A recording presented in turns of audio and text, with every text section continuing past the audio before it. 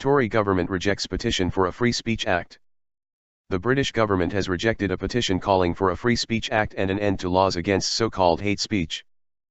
For several years now the government has been infringing people's most basic rights to speak freely on matters, by deeming their speech offensive or hateful and declaring that such speech, even online, warrants being fined or jailed, the petition suggests. We demand the legal right to free speech, in an act which will bring an end to the ludicrous notion that hate speech and offensive speech deserves people be imprisoned or charged. Ideas must be fought with other ideas, not with force. The petition system in the United Kingdom allows citizens to have petitions published on a parliament.uk website, subject to certain conditions.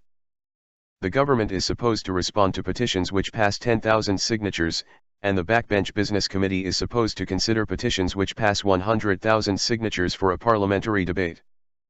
The Home Office, led by Amber Rudd MP, responded on behalf of Prime Minister Theresa May's administration as the free speech petition reached around 16,000 signatures, rejecting it out of hand.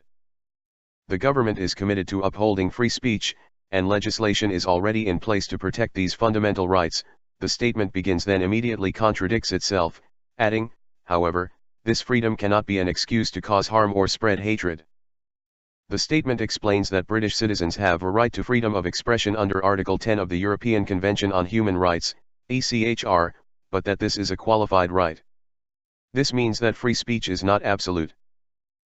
The right to freedom of expression as described by Article 10 of the European Convention on Human Rights is certainly qualified, with the document spelling out in no uncertain terms that free speech rights are subject to such formalities, conditions, restrictions, or penalties as are prescribed by law and are necessary in a democratic society, in the interests of national security, territorial integrity, or public safety, for the prevention of disorder or crime, for the protection of health or morals, for the protection of the reputation or rights of others, for preventing the disclosure of information received in confidence, or for maintaining the authority and impartiality of the judiciary. Critics have pointed out that, far from providing citizens with the right to freedom of expression, the European Convention in fact provides governments with the right to restrict freedom of expression on the flimsiest of pretexts, with the caveats concerning the protections of morals and the reputation or rights of others appearing particularly open to abuse. The authorities have if anything appeared more enthusiastic in cracking down on free speech since the nominally conservative Tory party returned to office in 2010, with the police dedicated significant resources towards arresting people for making offensive online comments despite swingeing budget cuts and crime rates rising. Figures obtained under the Freedom of Information Act revealed that police forces increased arrests under Section 127 of the Communications Act 2003, which makes it illegal to intentionally cause annoyance, inconvenience, or needless anxiety to another, by up to 877% between 2014 and 2016. At the beginning of 2018, police in Northumbria even took the time to hunt down Facebook users for making offensive comments about Muslim grooming gangs.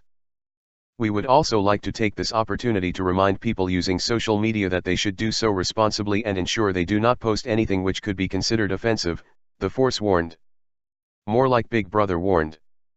Who has the feeling we are in 1984 fucking cunts? If you love your news from one sexy ass robot, then like and sub, then hit up my big fat bell.